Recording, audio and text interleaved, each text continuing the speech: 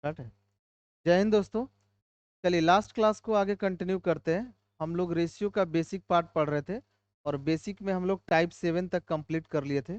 अब आगे अगर आप बढ़िएगा तो देखिए यहाँ से हमारा शुरू होता है समानुपात के क्वेश्चन, यानी प्रोपोर्शन के क्वेश्चन। तो उससे पहले हम आपको समानुपात के बारे में पहले समझाते हैं और फिर हम लोग आज के लेक्चर में इसके सारे क्वेश्चन कर लेंगे, ठीक है। चलिए हेडिंग लगाइए, प्रोपोर्शन। PROPORTION, proportion. प्रोपोर्शन को हिंदी में कहते हैं मेरे भाई समानुपात। समानुपात ये कोई बड़ी तोप चीज नहीं है, दो टाइप के क्वेश्चन आते हैं, थोड़ी देर में समाप्त हो जाएगा। हेडिंग लगाइए, प्रोपोर्शन, समानुपात। अच्छा, सबसे पहले ये बताओ प्रोपोर्शन कहते हैं किसको? लिखिए, पहले इसका डेफिनेशन लिखिए। जब दो अनुपात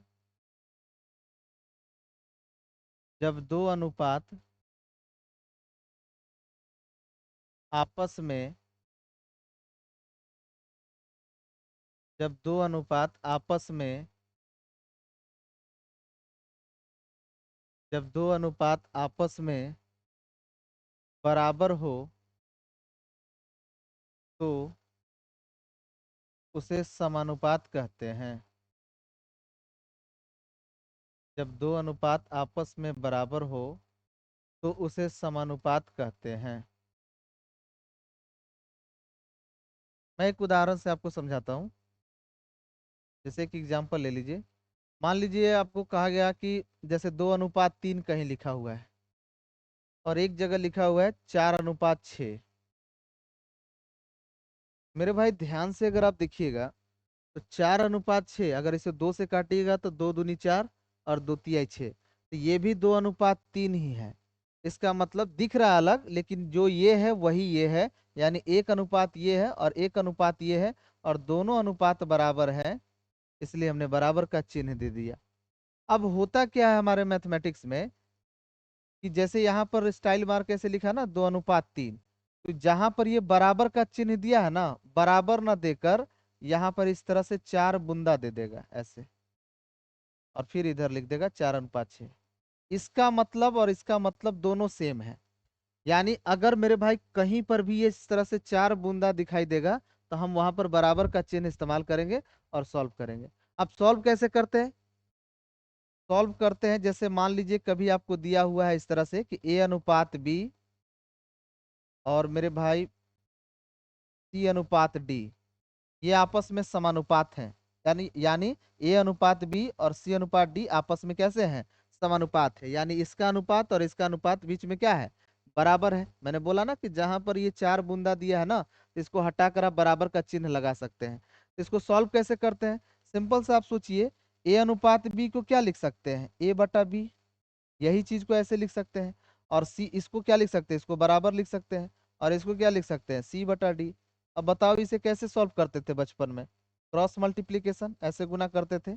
यानी आप इसको कह सकते हैं A/D बराबर A×D बराबर B×C। तो आप इसे कह सकते हैं A×D बराबर B×C। यहाँ तक किसी को कोई दिक्कत है? सॉल्व हम ऐसे ही करते हैं। कभी कभार क्या है ना कि हम इस तरह से भाषा का इस्तेमाल कर भी बना लेते हैं। जैसे मान लीजिए कहीं लिखा हुआ है A/B और C/D, ये आपस में समानुपात है, यानी ये आपस में बराबर है। तो हम लोग इसे ऐसे भी सॉल्व कर लेते हैं कि देखिए ये जो समानुपात का चिन्ह है ना, इससे नजदीक ये है और इसके बगल में सबसे नजदीक ये है। तो नजदीक का गुना हम नजदीक से करते हैं और दूर का गुना दूर से करते हैं। इसको सॉल्व करने का तरीका, कभी कभार हम ऐसे शब्दों का इस्तेमाल करेंगे कि जैसे देखिए ये समानुपात का जो चिन्ह है, इसके नजदीक में इधर B है और इसके नजदीक में इधर C है। तो नजदीक का गुना हम नजदीक करते हैं और दूर का गुना दूर करते हैं। यहाँ पर भी वही आया, B×C बराबर A×D। तो जो ये है वही यहाँ पर भी, वही चीज यहाँ पर भी है। बात समझे? तो बस सॉल्व करने का तरीका है, या तो आप इसको भाग करके ऐसे कर लीजिए कि A/B ये हो गया C/D और इसकी जगह लिख दीजिए बराबर। क्रॉस मल्टीप्लीकेशन कर दीजिए, AD बराबर BC। या फिर आप ऐसे बोलिए कि नजदीक का गुना नजदीक करेंगे, दूर का गुना दूर करेंगे, तो BC बराबर क्या हो गया, AD। यहाँ भी BC बराबर AD, यहाँ भी BC बराबर AD। बोलो यहाँ तक किसी को कोई समस्या है? फटाफट इसको उतारिए, इसमें ज्यादा कुछ है नहीं, जल्दी जल्दी करिएगा थोड़ा।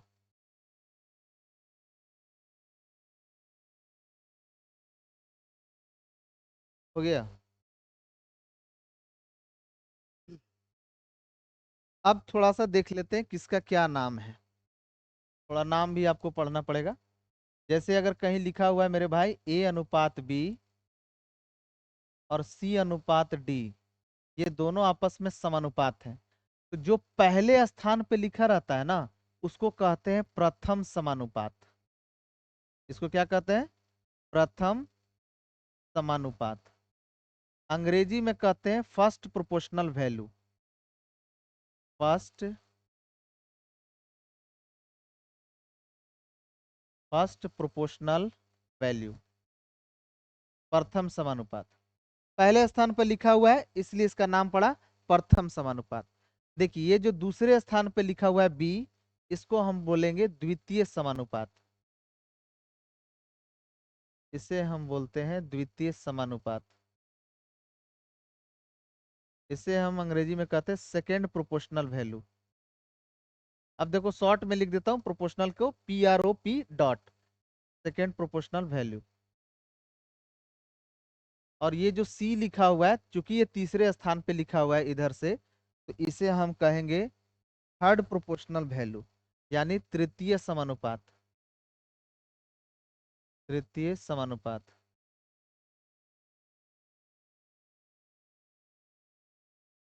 थर्ड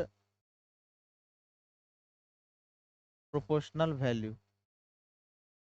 और ये जो चौथे स्थान पे लिखा हुआ है, इसे हम कहेंगे चतुर्थ समानुपात।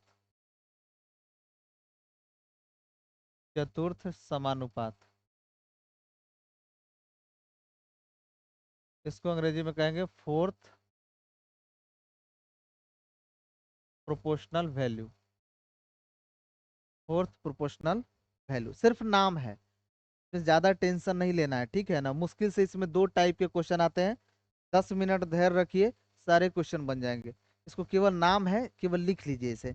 पहले स्थान पर जो लिखा है उसको कहते हैं फर्स्ट प्रोपोर्शनल वैल्यू, दूसरे स्थान पर जो लिखा हुआ है सेकेंड प्रोपोर्शनल वैल्यू, थर्ड स्थान पे जो लिखा हुआ है थर्ड प्रोपोर्शनल, और फोर्थ स्थान पे जो लिखा हुआ है वो फोर्थ प्रोपोर्शनल वैल्यू होगा।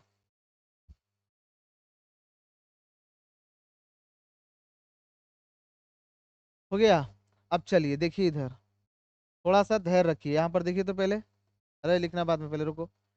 जैसे देखिए इसमें दो टाइप के क्वेश्चन आते हैं, और इसमें एक कर देता हूँ टाइप A। पहला टाइप का जो क्वेश्चन है, पहला टाइप का जो क्वेश्चन है वो ये है कि यदि चार टर्म दिया जाए, यदि चार टर्म, टर्म को हिंदी में कहते हैं पद, यदि चार पद, पद को अंग्रेजी में कहते हैं टर्म, यदि चार पद दिया जाए, यदि चार पद दिया जाए, मतलब सर, मतलब इस तरह से ABCD, ऐसा चार संख्या अगर आपको लिखा जाए, और आपसे करेगा क्या ना, देखिए होता है क्वेश्चन कैसे आते हैं इसमें, बेसिक से क्वेश्चन आते हैं। जैसे एक संख्या मान लीजिए दे दिया 2, एक संख्या दे दिया 3, ठीक है, एक संख्या दे दिया 4, और बोलेगा कि चतुर्थ समानुपात इसका क्या होगा। फिर अब कभी कह देगा कि 1 3 5 में द्वितीय समानुपात क्या होगा, या बोल देगा कि 1 4 7 में तृतीय समानुपात क्या होगा। इस तरह से क्वेश्चन आते हैं। तो सुनिए, बड़ा सिंपल सा तरीका बता रहा हूँ। जहां कर भी पूछेगा ना, जैसे देखिए यहाँ पर जैसे मैं बता रहा हूँ कि बोलेगा कि मान लो कि 2 3 5 का तृतीय समानुपात क्या होगा, तो आप कहिएगा कि सर पहला स्थान पर लिखा हुआ है प्रथम, दूसरा स्थान पर लिखा हुआ है द्वितीय, और तीसरा स्थान पर तृतीय 5, इसलिए 5 होगा। सर भाई अगर इतना आसान होता तो फिर वो पूछता ही क्यों?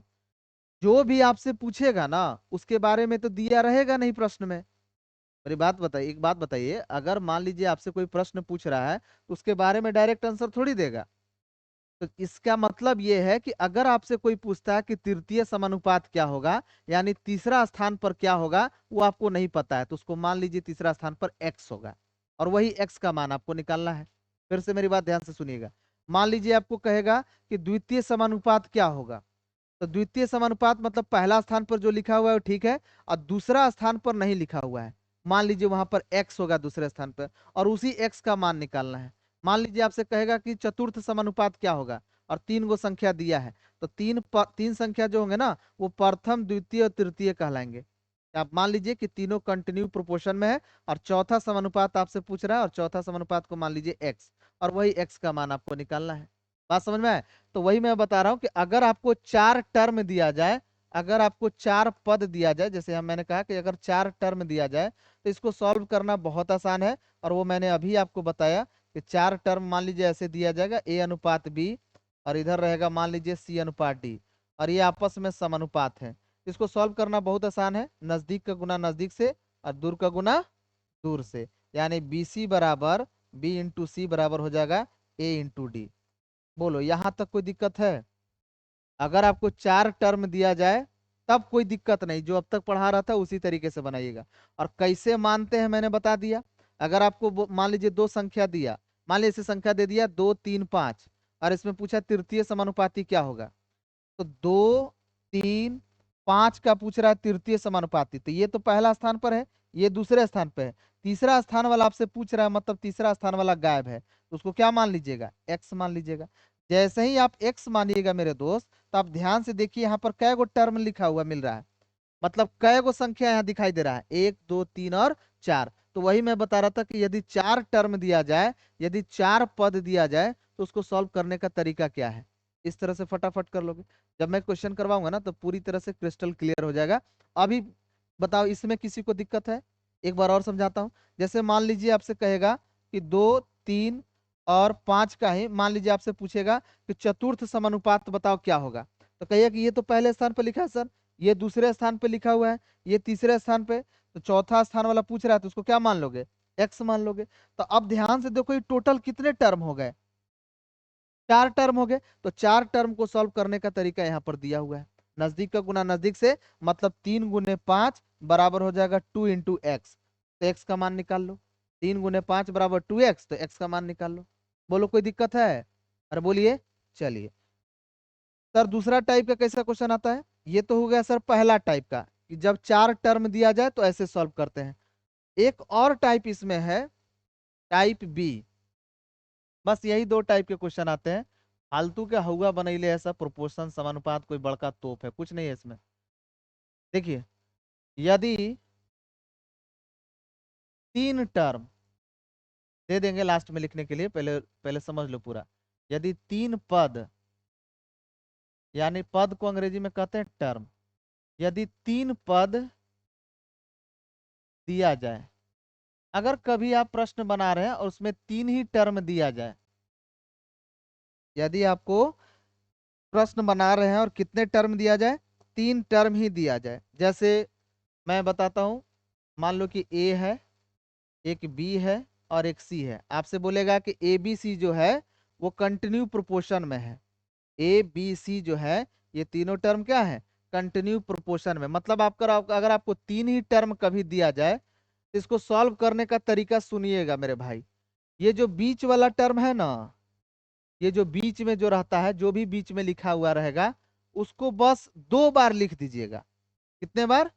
2 बार। और जब 2 बार लिखिएगा तो ऑटोमेटिक कितना टर्म हो जाएंगे, 4 टर्म। और 4 टर्म को सॉल्व करने का तरीका बता चुका हूं, नहीं समझा? जैसे देखिए मैं बताता हूं, अगर कभी आपको 3 टर्म दिया जाए तो आप क्या करिएगा, अपने मन से ये जो बीच वाला है ना, देखो इसको पीला कलर से लिख रहा हूं, ये जो बीच वाला है इसको 2 बार लिख दीजिए अपने मन से, और फिर उसके बाद सी छूटा हुआ है तो सी रहेगा। तो अब बताइए अब कितने टर्म हो गए, 4 टर्म हो गए। और 4 टर्म को सॉल्व करने का हम आपको तरीका बताए हैं, क्या तरीका था बताइए?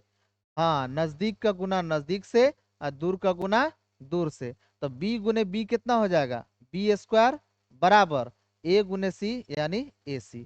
यही b² बराबर ac एक रिलेशन निकल कर आता है।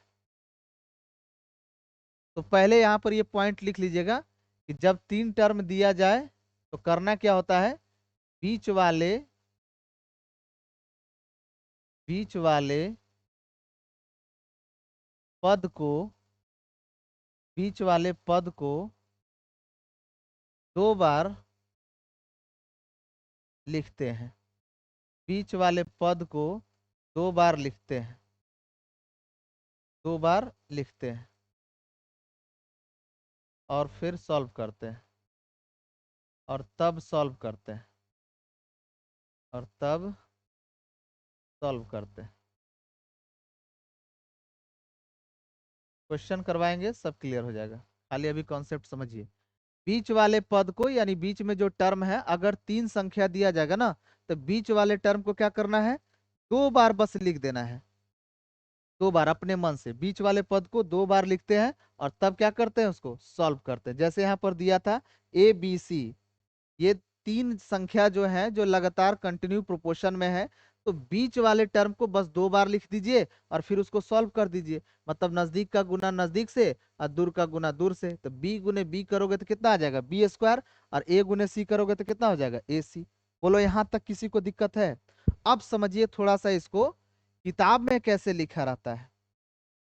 किताब में इस चीज को ऐसे लिखेगा, A, अब B को ऐसे कर देगा अनुपात B, इधर लिख देगा B अनुपात C, और बीच में डाल देगा समानुपात, यानी 4 बूंदा।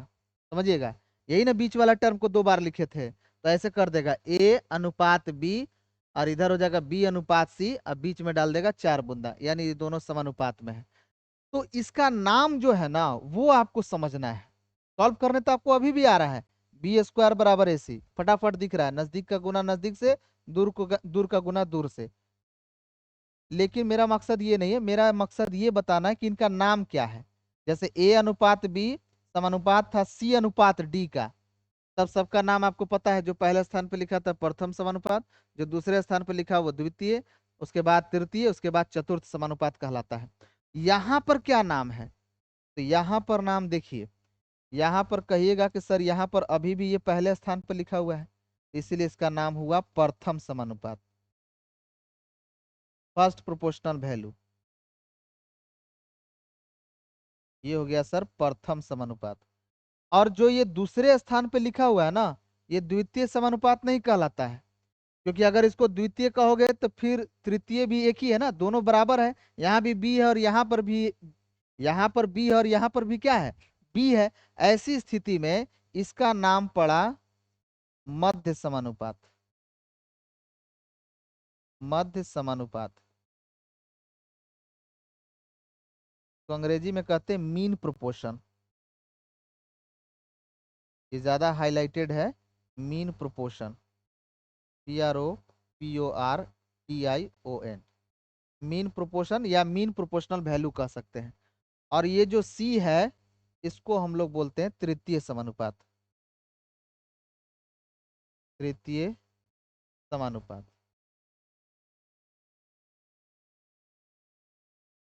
तो एक बात आपको समझ में आया कि जो मध्य समानुपात नामक शब्द है, जो मीन प्रोपोर्शनल नामक शब्द है, ये कब आएगा, जब आपको कभी 3 टर्म दिया जाए, ताकि बीच वाला टर्म को जब आप रिपीट कीजिएगा, तो वही जिसको रिपीट किए है ना, रिपीट करने का मतलब 2 बार जिसको लिखे हैं, वही आपका कहलाएगा क्या, मध्य समानुपात। यहां तक किसी को कोई दिक्कत है?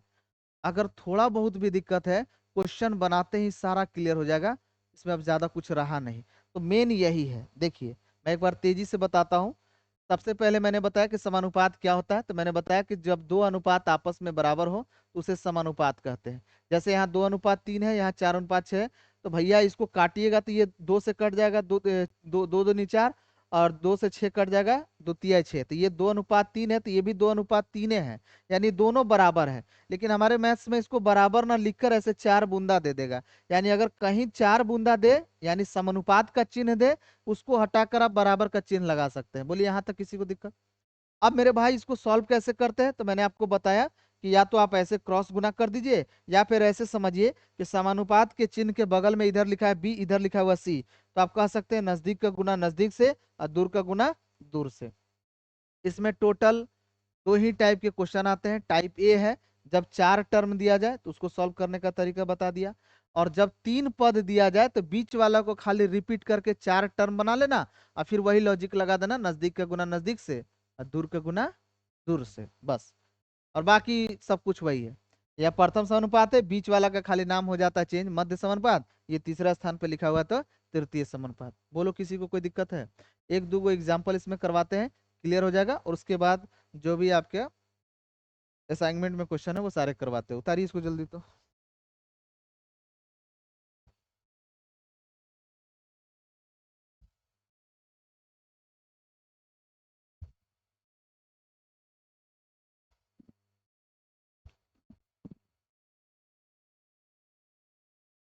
जल्दी करिएगा थोड़ा।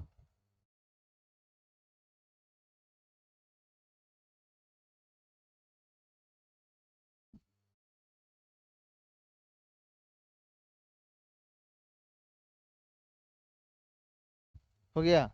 चलिए देखिए, मैं एक दो क्वेश्चन अपने मन से आपको पहले करवाता हूँ, फिर क्लियर हो जाएगा।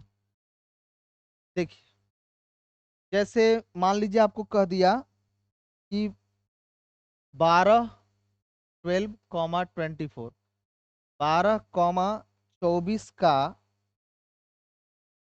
24 का तृतीय समानुपात ज्ञात करें। तृतीय समानुपात। मान लिया मेरे भाई आपसे ये क्वेश्चन कहा कि 12 24 का तृतीय समानुपात बताओ। तो जिसके बारे में पूछ रहा है ना, जिसके बारे में पूछ रहा है उसके बारे में यहाँ तो पक्का है कि नहीं लिखल होगा। तो जिसके बारे में पूछ रहा है उसको बस एक्स मान लीजिए। जैसे देखिए, मैं इसका सॉल्व करवा रहा हूँ। 12, प्रश्न में दिया है 12 24 का तृतीय समानुपात। तो कहोगे पहला स्थान पर लिखल है, दूसरा स्थान पर, तीसरा स्थान वाला गायब है। जो गायब है उसको क्या मानना है? हाँ, एक्स मान लेना, उसको एक्स मान लेना है। अब जैसे ही एक्स मानिएगा ना, तो जरा ध्यान से देखिए आपको कितना टर्म दिखाई दे रहा है, कय गो पद दिखाई दे रहा है, कय गो संख्या दिखाई दे रहा है। तो कहोगे 3 गो दिखाई दे रहा है। तो इसको सॉल्व कैसे करते हैं?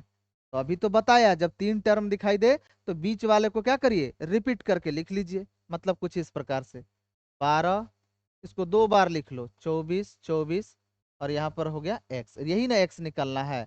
अब इसको सॉल्व करने का तरीका नहीं बताया है, जब 4 टर्म हो तो नजदीक का गुना नजदीक से, दूर का गुना दूर से। ये हो जाएगा 24 × 24 बराबर 12 × एक्स। अब मेरे भाई 12 से 24 गया 2 मरते, तो यहाँ से एक्स बराबर आ जाएगा कितना, 48। यानी तृतीय समानुपात कितना हो जाएगा, 48। बोलो कोई समस्या? क्लियर है ना? एक और देखो, एक और क्वेश्चन देखो। जैसे मान लो कहता है कि 3 8 7 का, सपोज कहो करता है आपसे द्वितीय समानुपात। मैं एक रेंडम क्वेश्चन ले लिया। मान लिया आपसे कहता है कि 3 8 7 का द्वितीय समानुपात, द्वितीय समानुपात बराबर क्वेश्चन मार्क। कहेगा सर दूसरा स्थान पर क्या होगा? तो कहेगा दूसरा स्थान पर 8 होगा। इतना आसान होगा? अगर जो चीज पूछ रहा है वो थोड़ी डाटा दिया जाएगा जी। तो जो पूछ रहा है सर उसको एक्स मानेंगे। यानी कुछ इस प्रकार का स्थिति है। देखिए सर, ये ठीक है, ये 3 है, ये पहला स्थान पर लिखल है, दूसरा स्थान पर वाला गायब है। तो जो गायब होगा ना दोस्त, उस स्थान पर एक्स मान लीजिएगा। उसके बाद ऑटोमेटिक आगे वाला बैठा दो। अब 4 टर्म है, कितने टर्म है? ये कितने टर्म दिखाई दे रहे हैं? ये 4 टर्म दिखाई दे रहे हैं। तो 4 टर्म को सॉल्व करने का तरीका बताया तो हूँ, नजदीक का गुना नजदीक से, दूर का गुना दूर से। तो x × 8 यानी 8x बराबर 7 × 21। यहाँ से मेरे भाई x बराबर आ जाएगा 21/8। बात समझ में आया? अरे बोलिए। अगर इसी क्वेश्चन में मैं सेम क्वेश्चन ले रहा हूँ, देखिए फटाफट लिखना है, लिखिएगा बाद में, रुकिए। अब ऐसे भी रिकॉर्ड हो रहा है ना, तो रिकॉर्ड स्क्रीनशॉट मार लेना। देखिए अगला एक क्वेश्चन इसी में बताता हूँ। 3 8 7 बोल रहा हूँ ना, तो 3 8 7 का ही, मान लो सेम क्वेश्चन में 3 8 7 का आपसे कर देगा कि 3 8 7 का आप निकाल दीजिए क्या, अ, चतुर्थ समानुपात।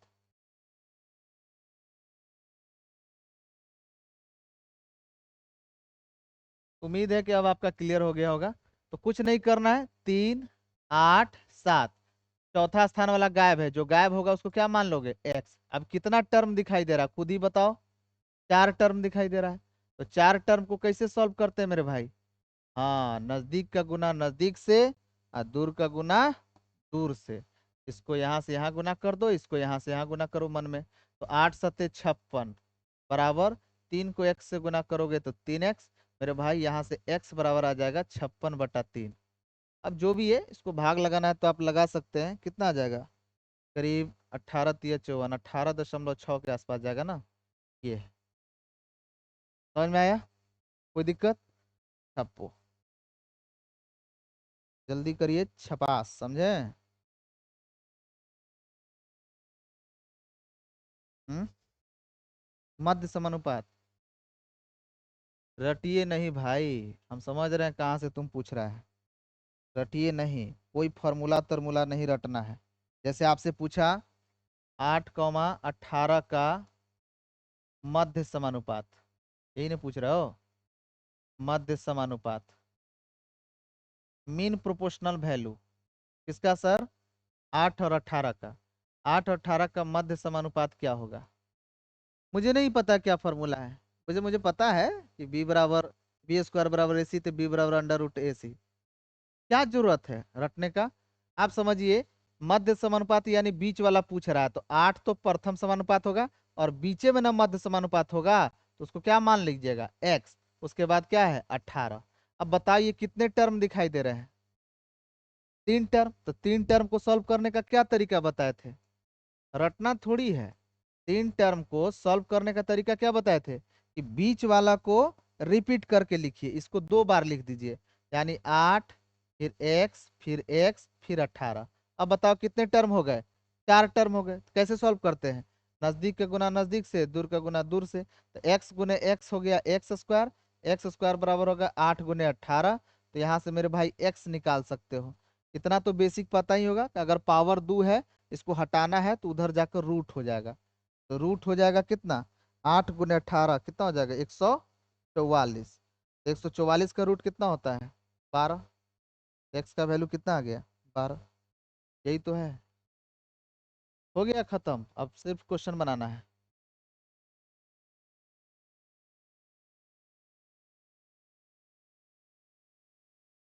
इसी को कुछ लोग कि मध्य समानुपात का सर फॉर्मूला होता है।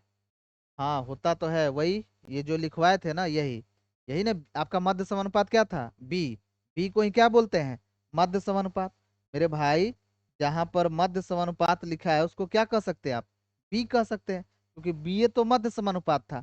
अब बी बराबर देखिए फॉर्मूला से क्या निकल के आ जाएगा, b = √ac। देख रहे कुछ लोग रटवाते रहता है, जबकि कोई जरूरत ही नहीं है इसका। आप ऐसे भी कह सकते हैं कि मध्य समानुपात बी पूछ रहा है, और बी बराबर होता है √ac, यानी पहला टर्म गुने दूसरा जो दिया हुआ है, यानी 8 × 18। 144, 144 का रूट हो जाएगा 12। ठीक है, तो ऐसे भी निकाल सकते हो, ऐसे भी निकाल सकते हो। इसमें रटना नहीं पड़ा, उसमें रटना पड़ता है।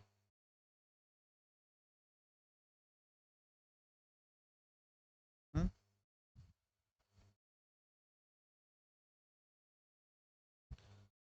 तो हम क्लास आया था,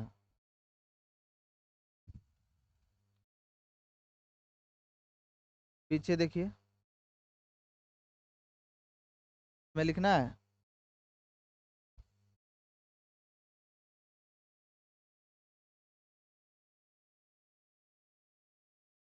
हो गया, आइए अब सीट का क्वेश्चन बनाते हैं। बढ़िया क्वेश्चन है। कह रहा है कि 1/3 और यहाँ पर है अनुपात 1/x, 2 बूंदा दे दिया, मतलब इसको बराबर समझ सकते हो। फिर 1/x अनुपात 1/12, इसको सॉल्व करना है। ठीक तो है, 1/3,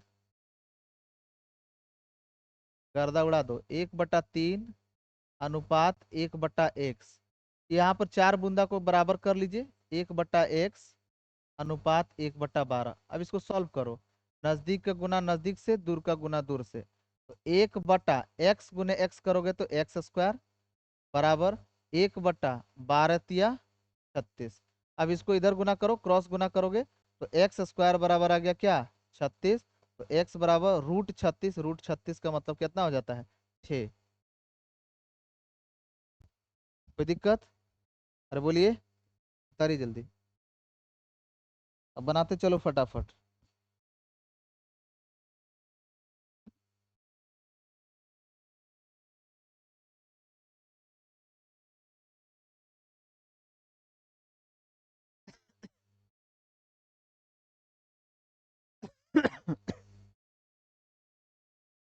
हो गया? चलिए नेक्स्ट देखिए। कह रहा है कि 4x स्क्वायर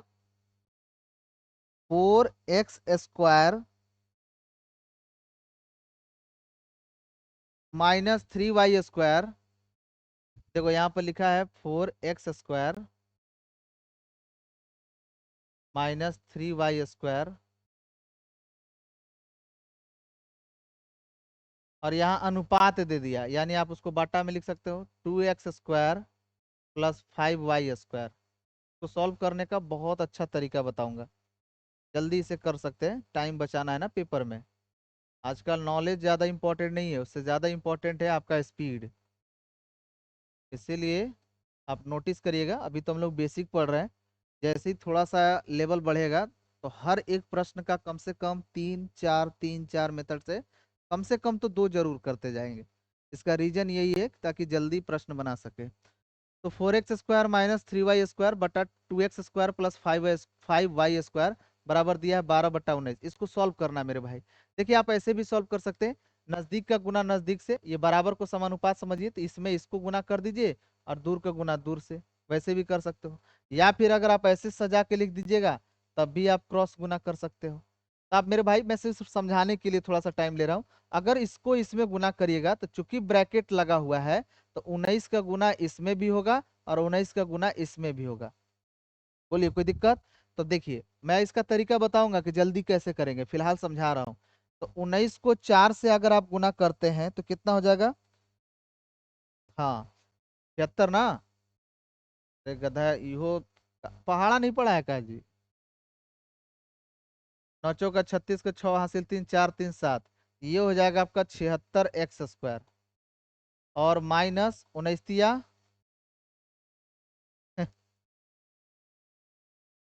जूनियर क्लास के बच्चे में बैठिए। अच्छा, वैदिक गणित का वीडियो मैं बहुत पहले रिकॉर्ड किया था, उसमें आप देखिएगा 5 मिनट के अंदर मैं 100 तक का पहाड़ा सिखाया हूँ, तो जाकर पढ़ते का है नहीं हो।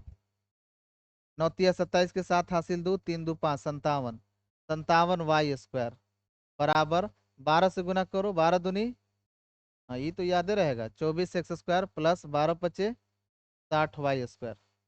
क्या किए सर? कुछ नहीं, क्रॉस गुना कर दिए बस। कुछ नहीं किए हैं, क्रॉस गुना कर दिए। 19 × 4 = 76x स्क्वायर -19 × 57y स्क्वायर बराबर 12 दूनी 24 स्क्वायर प्लस 12 × 5 = 60y स्क्वायर। अब सॉल्व कैसे करते हैं? बचपन से आप जानते हैं कि गधे को गधे के साथ जोड़ घटाव करते हैं और बैल को बैल के साथ, यानी एक्स को एक्स के साथ और वाई को वाई के साथ। तो देखिए यहाँ 76x स्क्वायर है, यहाँ 24x स्क्वायर है, तो इसको एक साइड ले आइए। तो 76 में से क्या चला जाएगा? आपका 24 चला जाएगा। तो 6 में से 4 गया कितना? 2, और 7 में से 2 गया कितना? 5। ये हो जाएगा मेरे भाई 52x स्क्वायर। बोलो यहाँ तक कोई दिक्कत? और ये 60y स्क्वायर है, उसको -57 को उधर ले जाओगे तो +57। ये हो जाएगा मेरे भाई 60 और +57 कितना हो जाएगा? 117। 117, तो 117y स्क्वायर। बोलो यहाँ तक कोई दिक्कत है? अरे बोलिए। अभी किसी से कटता है तो काट दो, 13×4 = 52, 13 से कटेगा और 13 17 से। तो ये आ गया मेरे भाई 4x स्क्वायर बराबर 9y स्क्वायर। अब इसको थोड़ा सा और एक स्टेप आगे बढ़ाते हैं। x² बटा y² बराबर लिख लो, x² बटा y² बराबर कर सकते हो क्या? x² के साथ 4 गुना है, यानी 4 नीचे हो जाएगा, तब ना इसके साथ x² गुना होगा। 4x² यहाँ हो जाएगा 9। अब इसको थोड़ा सा एक स्टेप और आगे बढ़ाओ, यहाँ से हो जाएगा x बटा वाई।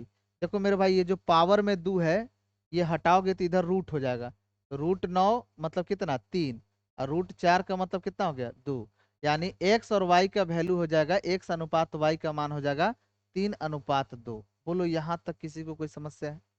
लेकिन पेपर में ऐसे नहीं करना है, पेपर में ऐसे नहीं करना। देखिए पेपर में कैसे करेंगे मैं आपको समझाता हूँ। मुझे अगर ये बनाना रहे तो मैं देखो इसको कैसे सॉल्व करूंगा। देखिए ध्यान से एक बार देख लीजिए, क्योंकि आगे आपको काम आएगा। हमें पता है कि 12 को इसके साथ गुना होगा, फिर बीच में बराबर का चिन्ह आएगा। अरे भाई ये वाला इसके साथ पूरा गुना होगा, और फिर बीच में क्या चीज का चिन्ह आएगा, बराबर का चिन्ह आएगा।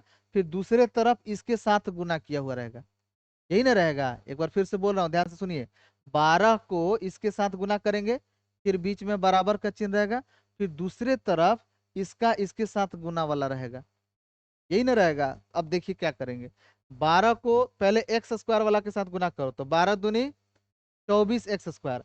अब 19 एक्स स्क्वायर के साथ जाएगा तो कैसे जाएगा, 19 चौका 76, तो 19 चौका 76 एक्स स्क्वायर। अब सोचो, एक तरफ है 76 एक्स स्क्वायर और एक तरफ है 24 एक्स स्क्वायर, दोनों प्लसे में है।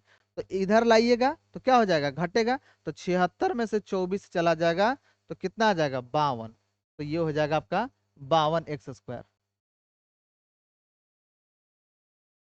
दूसरे साइड इधर बराबर में आएगा, 12 को 5 से गुना करो, 12 × 5 = 60 y स्क्वायर।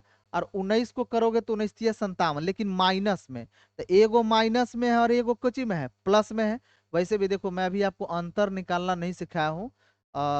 अगले क्लास में हम आपको अंतर निकालना सिखाएंगे, जिसमें हम आपको बताएंगे कि अगर अपोजिट साइन रहता है ना, तो अंतर निकालते वक्त यानी डिफरेंस निकालते वक्त सीधा सीधा जोड़ देते हैं। लेकिन अभी बात है, अगर आपको ये नहीं समझ में आ रही है तो आप ऐसे समझिए डायरेक्ट करने के लिए, कि 12 को सर अगर 5 से गुना करेंगे तो 12 × 5 = 60 y स्क्वायर। और दूसरे साइड में बराबर को उधर क्या लिखा रहेगा, 19 × 57 y स्क्वायर, लेकिन माइनस में।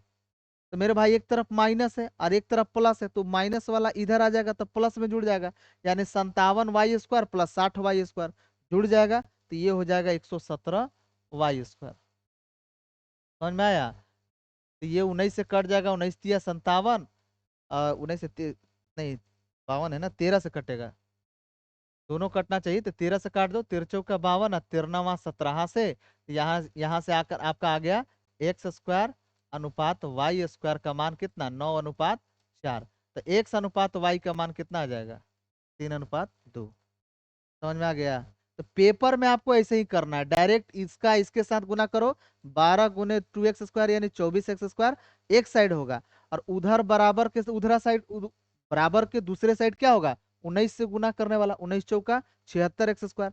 तो इधर भी प्लस में है उधर भी प्लस में है, तो किसी एक साइड सॉल्व करते हुए लाएंगे तो घटाएंगे ना। ये अगले क्वेश्चन में और अच्छे से क्लियर हो जाएगा। यहां तक किसी को समस्या है, पहले इसको छापो, छापो इसको जल्दी। आंसर आपका यहाँ आ चुका है, वो तो मैं एक्स्ट्रा ऊपर समझा रहा था। पेपर में आपको ऐसे बनाना है जल्दी, नेक्स्ट क्वेश्चन से क्लियर हो जाएगा।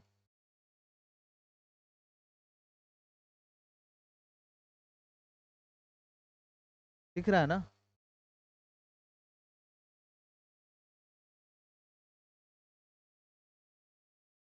हो गया।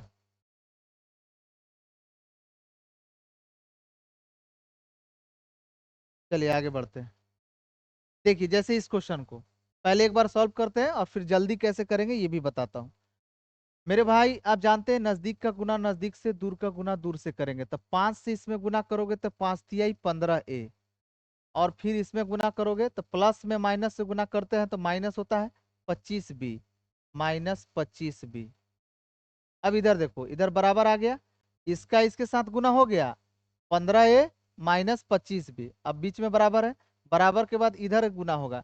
तो एक के साथ गुना करोगे तो कोई फर्क पड़ेगा नहीं, एक को एक के साथ 3a को गुना करोगे तो 3a, अब +5b। अब देखो, ए को ए के साथ ले जाइए, 15a में से यहाँ मेरे भाई 3a घट गया, कितना आ गया, 12a। और ये 5 भी है और -25 भी उधर जाकर +25 भी हो जाएगा, तो कितना हो जाएगा, 30b। यहाँ से ए और बी का आप रेशियो आराम से निकाल सकते हैं, हम आपको पढ़ा चुके हैं। बेसिक का टाइप तीसरा याद है, जब दो चीज बराबर में हो उसको अगर अनुपात में व्यक्त करना है तो ए का मान बी का गुणांक होता है, यानी ए का मान 30 हो जाएगा, बी का मान 12 होगा। अब अगर ये किसी से कटता है तो काट दे मेरे भाई, 5 किससे काटोगे, 6 से काटो, 6×5 = 30 और 6×2 = 12। यही आपका क्या हो जाएगा आंसर, 5:2। कोई दिक्कत। अब देखिए पेपर में जल्दी कैसे बनाइएगा, देखिए मैं कैसे करूंगा। मुझे पता है कि इसके साथ इसको गुना करना थी, और इसके साथ ये गुना हो जाएगा, नजदीक का गुना नजदीक से। अब बराबर के उधर लिखा रहेगा इसके इसके साथ गुना, तो मैं इसके साथ गुना करूंगा, 5 तिया 15 है, और ये इसके साथ गुना होगा 3a। तो एक साइड है 15a और एक साइड है 3a, तो हमारा पता है कि घटेगा। तो 15a में से 3a गया तो कितना, 12 है, तो हम डायरेक्ट लिख देंगे 12a। अब इधर देखिए, प्लस में माइनस से गुना करते हैं तो माइनस आता है, ये बेसिक चीज तो आपको पता होना चाहिए कि प्लस में माइनस से गुना करेंगे तो माइनस होगा। और बाकी अगर इसमें भी अगर छोटा मोटा बेसिक चीजें में दिक्कत होगा तो नंबर सिस्टम चालू होगा, तो ये छोटा से छोटा चीज से भी हम पढ़ा देते हैं। माइनस से शुरू करेंगे और देखना कहाँ तक जाएंगे, वो तो कुछ ही दिन में आपको समझ में आ जाएगा। तो इसको इसमें अगर गुना करोगे तो मेरे भाई, तो माइनस, प्लस में माइनस से गुना करोगे तो माइनस, -25 भी, और एक को 5 के साथ गुना करोगे तो 5 भी। तो एक साइड है -25 भी और एक साइड है 5 भी, तो माइनस वाला ओने जाएगा तो प्लस हो जाएगा, यानी कितना हो जाएगा, 30 भी। यानी 12a बराबर 30 भी, तो यहाँ a अनुपात b निकाल लेंगे। बात समझ में आए आए सर? एक साइड आप कह रहे हैं कि गुना करते हैं, नजदीक का गुना नजदीक से, अब बराबर लगाते हैं और दूर का गुना दूर से करते हैं। जब हम इसको सॉल्व करेंगे मन में, तो किस बात का ध्यान रखना है, बड़ा में से छोटा घटाना। जैसे हमने कहा ना कि 15 है, 5 तिया 15 है, और दूसरा साइड हो जाएगा तो 3 है, तो 15 में से 3 घटेगा तो कितना, 12 है। मतलब वैल्यू, अंतर कभी भी, अंतर का जब भी किसी चीज में कहीं पर भी अगर मैं बोलूंगा ना कि इसका अंतर निकालो, तो अंतर कभी निगेटिव नहीं आता है। इसकी चर्चा नेक्स्ट क्लास में हो जाएगी। फिलहाल मैं आपको आपकी सहूलियत के लिए बता रहा था कि बिना पेन पेपर उठाए भी जल्दी कैसे बना सकते हैं। वैसे तरीका तो आप ऐसे भी बना सकते हैं। छापिए जल्दी। हो गया? नेक्स्ट देखिए, यहाँ देख मेरे भाई, बस वही है। अब जैसे जैसे देखो डायरेक्ट करता हूँ, कि हमें पता है कि नजदीक का गुना नजदीक से होगा, तो 4 से 3x में गुना हो जाएगा तो कितना आ जाएगा, 12x। और दूसरे साइड मेरे भाई 2 से गुना हो जाएगा 8x। तो एक तरफ है 12x और एक तरफ है 8x। हमारा पता है कि माइनस यहाँ जब इसको घटाइएगा ना तो निगेटिव नहीं आना चाहिए, बस इतना ध्यान रखना है। तो एक तरफ 12x है, एक सॉरी एक तरफ 3 का 9x है और एक तरफ है 8x है। तो 9x में से 8x गया, सही है ना? अरे 3 का 9x और 4 दूनी 8x, तो 9x में से 8x गया तो कितना बच गया, x। अब इधर देखिए, 3 में 4 से गुना होगा तो चरती 12, और दूसरे साइड होगा 12 दूनी 24, तो 24 में से 12 गया कितना, 12। इसका मतलब x का वैल्यू कितना आएगा, 12। हो गया? बात समझ में आया? इस तरह से करिएगा। नेक्स्ट देखिए, कह रहा है कि 0.36, 0.48, 0.03 का 0.03 का द्वितीय अनुपाती क्या होगा, दूसरे स्थान पर क्या होगा। 0.36, बताइए, ये तो पहले स्थान पर लिखल है और दूसरा स्थान पूछ रहा है, मतलब दूसरा स्थान को क्या मानेंगे, एक्स मानेंगे, तो एक्स मान लो। इसके बाद क्या हो गया, 0.48। इसके बाद क्या हो गया मेरे भाई, 0.03। अब बताओ कितने टर्म दिखाई दे रहे हैं, 4 टर्म दिखाई दे रहे हैं। तो क्या बताया था इसको सॉल्व करने का तरीका, नजदीक का गुना नजदीक से, दूर का गुना दूर से। तो गुना करो, 0.48 इंटू एक्स बराबर 0.36 इंटू 0.03। ये देखो पॉइंट पॉइंट देकर आपको डरा रहा है, डरना वरना कुछ नहीं है, चुपचाप सॉल्व करो। एक्स बराबर, देखो यहाँ एक्स कैसे आएगा, तो कहोगे सर 0.48 से भाग लगा दीजिए सर, 0.48 से भाग लगा दीजिएगा ना तो ये कट जाएगा, तो यहाँ एक्स आ जाएगा। तो इन्हें भाग लगाओगे तो इधरों भी तो लगाओगे, यानी इधर से 0.48 को हटाओगे तो इधर आकर भाग लग जाएगा। 03/0.48। देखो पहले तो दशमलव के बाद 2 अंक है, यहाँ भी दशमलव के बाद 2 अंक है, ये कट गया।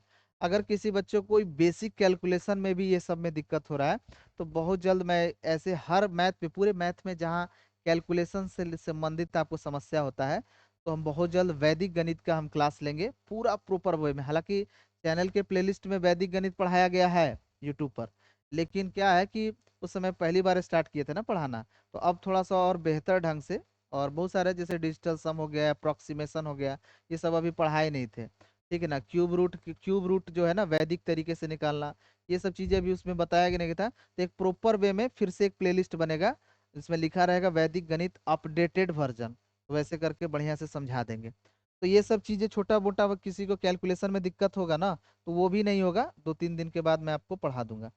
तो देखिए 12 से इसको भाग लगाइए, 12 36 और ये लग जाएगा बर्चों का 48। अब मेरी बात ध्यान से समझिए। यहाँ से मेरे भाई एक दशमलव हटाइए, तो दशमलव के बाद जितना अंक होता है वो नीचे आकर एक के बाद उतने जीरो बैठ जाते हैं। दशमलव के बाद 2 अंक है, अगर दशमलव हटाइएगा तो नीचे भाग लग जाएगा, एक रखिए, और अगर दशमलव के बाद 2 अंक है तो 2 जीरो बिठाएंगे। अब देखिए क्या हुआ, समझिएगा यहाँ पर क्या हो रहा है। यहाँ पर मेरे भाई 3 बचा हुआ है और यहाँ 3 है, तो 3 3 का 9। नीचे जरा देखिए, यहाँ पर 4 है और गुने 100 है। क्या करे सर? कुछ नहीं करो, एक काम करो, इसको भी नीचे भी 100 बना लो ताकि दशमलव को ऊपर चढ़ाने में मदद मिले। ये तो कैलकुलेशन का पार्ट है, ये कोई बड़ा सा तोप नहीं है। तो ऊपर 25 से गुना कर दो, नीचे भी 25 से गुना कर दो। कर सकते हैं हम, ऊपर अंश में अगर किसी संख्या से गुना करेंगे तो हर में भी तो कर सकते हैं, उसी संख्या से गुना कर देंगे। तो फायदा क्या है? फायदा है 25 में से 9 से गुना करोगे तो 9 × 5 = 45 के 5 हासिल 4, 9 दूनी 18, 4 22। और नीचे देखो 25 में 4 से गुना हो जाएगा, 25 चौका 100, और यहाँ 100 है, ये है, यानी एक पर कै जीरो हो जाएगा? 4 जीरो।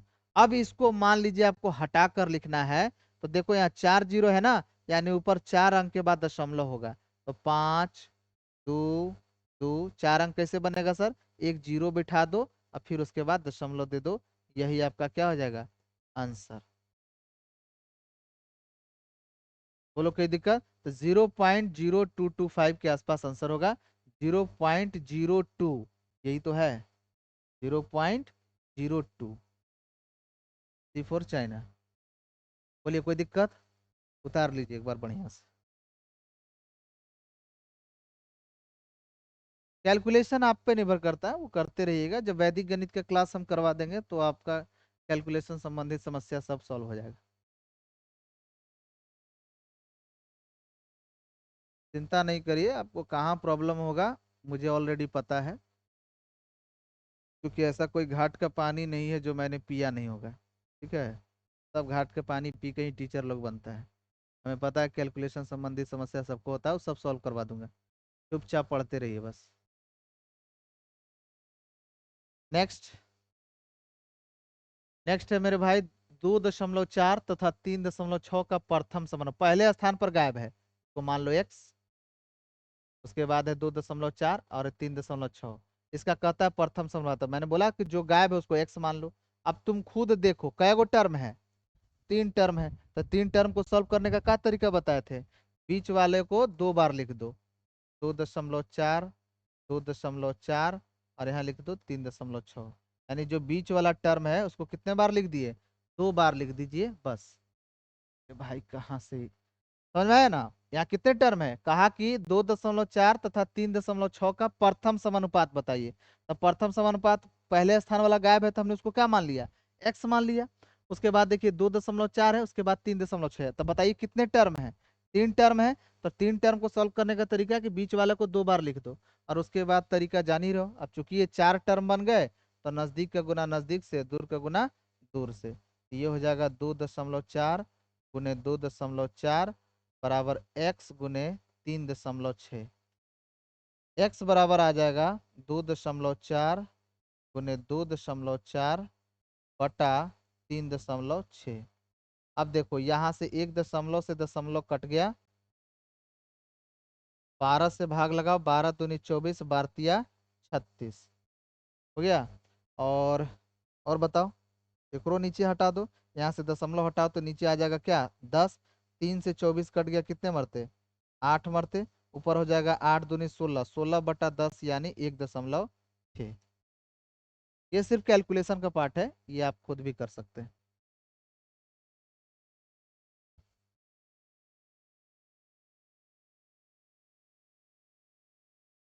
नेक्स्ट देखिए, x² - y² तथा x - y का तृतीय समानुपाती क्या होगा? मेरे भाई x² - y², ये तो पहले स्थान पे लिखा हुआ है, और x - y, इसको ब्रैकेट में लिख दो तो थोड़ा सा अच्छा लगेगा, ये दूसरे स्थान पे लिखा हुआ है। और कह रहा कि तीसरे स्थान पर क्या होगा? मुझे नहीं पता, उसको कुछ मान लेंगे। तो x नहीं मानेंगे क्योंकि ऑलरेडी यहाँ XY लिखा हुआ है, उसको k मान लो, और यही k का मान निकाल लो। तो मेरे भाई बताओ, जैसे ही तीसरे स्थान वाले को तुमने मान लिया के, और यही के का मान निकालना है, तो एक बात बताओ, यहाँ कितने टर्म दिखाई दे रहे हैं, 3 या 4? 3। तो क्या तरीका है, बीच वाला को क्या करना है, बस रिपीट करके लिख लेना है, 2 बार करके लिख लेना है। तो आ जाओ, x² माइनस y², एक तो ये हो गया, और बीच वाला का 2 बार लिख दो, x minus Y, X minus Y, और ये के, इसी के का मान आपको निकालना है।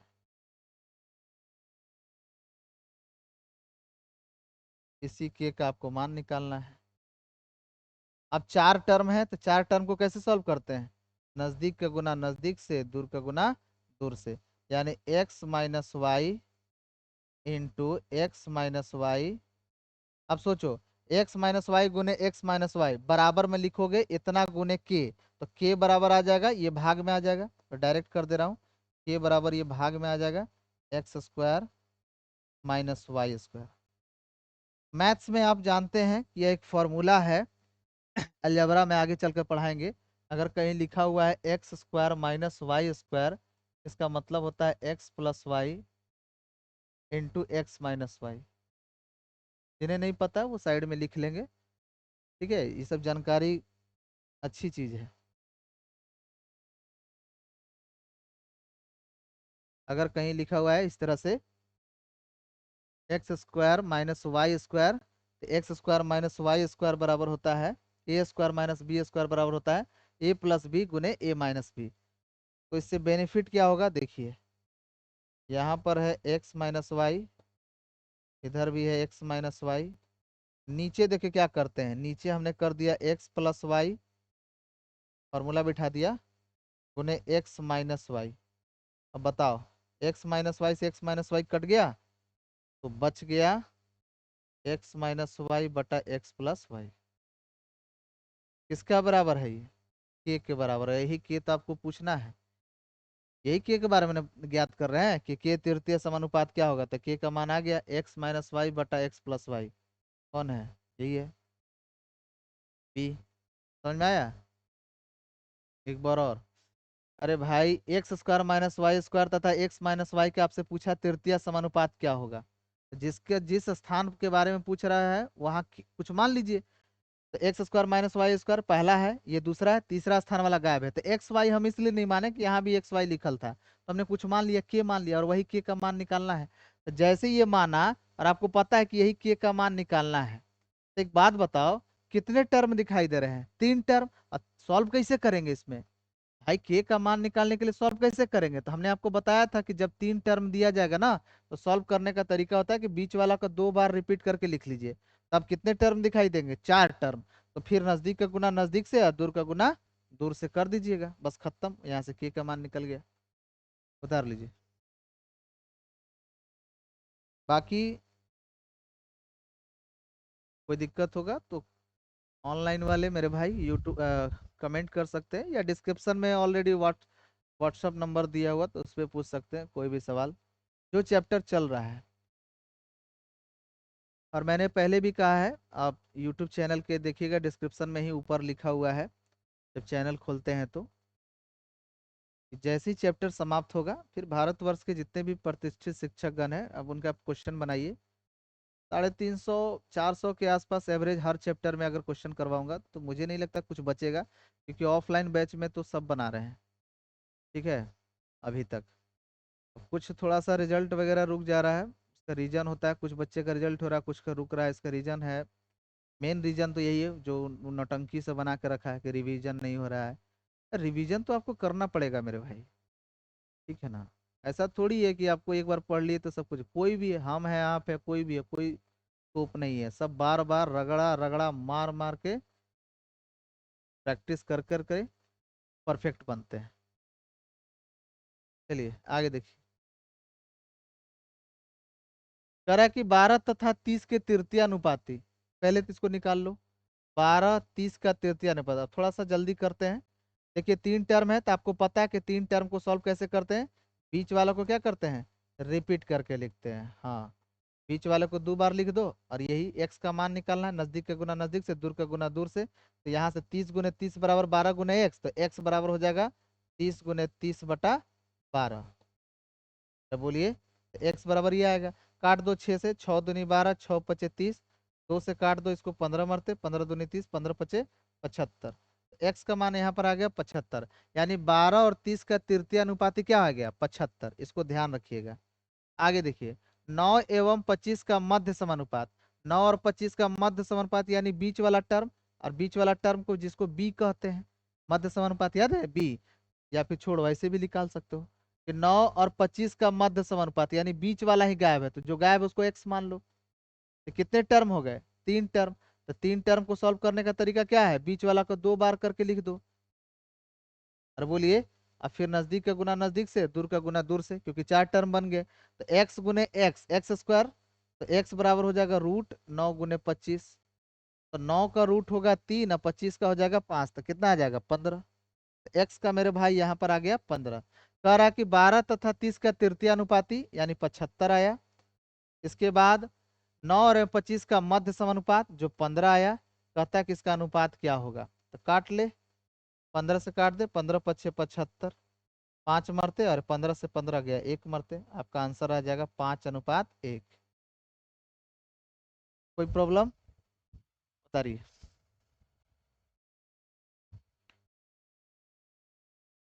रिवीजन का झमेला खत्म करने के लिए ऑनलाइन सिस्टम शुरू किया हूँ। ठीक है, देखिएगा आपके पास बहुत मौका रहेगा, खूब बढ़िया से जितना जमकर पढ़ना है यूट्यूब पर वीडियो को रिवाइंड कर करके खूब देखिए, क्या दिक्कत है। अभी थोड़ा सा स्लो चल रहा है यूट्यूब की क्लास, का रीजन यही आप जान ही रहे, टाइम बच कहाँ रहा है। और थोड़ा सा सपोर्ट करिएगा, वो जो 11 रुपये प्रति महीना वाला जो क्लास स्टार्ट हुआ है ना। प्लानिंग तो यही है कि अपने अरवल डिस्ट्रिक्ट में अगले 2 से 3 साल के अंदर 200 से 250 सेंटर का स्थापना करना है कम से कम, जिसमें 4 या 5 जगह स्टार्ट हो चुका है आपका। क्लास 1 से लेकर 12 तक प्लस सरकारी नौकरी का कोई भी बच्चा 10 साल के लिए 11 रुपये प्रति महीने के हिसाब से पढ़ेगा। और ये मेरी गारंटी है, जब तक मैं जीवित हूँ तब तक ये तो रहेगा, कन्फर्म है। ठीक है, तो थोड़ा सा इसी समय एडजस्ट करने में थोड़ा टाइम नहीं बचता है, लेकिन प्लानिंग है कि जल्दी ही मैथ, रीजनिंग, साइंस ये कवर कर देंगे। पॉलिटी और वो जो मूल विधि वगैरह है वो सब धीरे धीरे आएगा।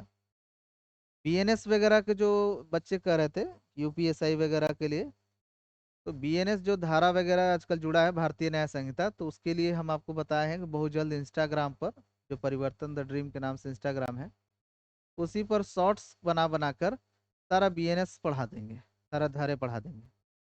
समझ में आया। बिहार का क्लास ऑफलाइन बैच में तो समाप्त हो गया है ना, थोड़ा सा बचा है, देख लेंगे।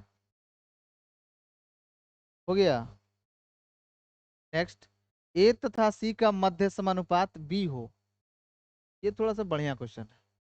देखो अगर ये क्वेश्चन पहले से पढ़े हैं तब तो ठीक है, नहीं तो फिर दिक्कत करेगा।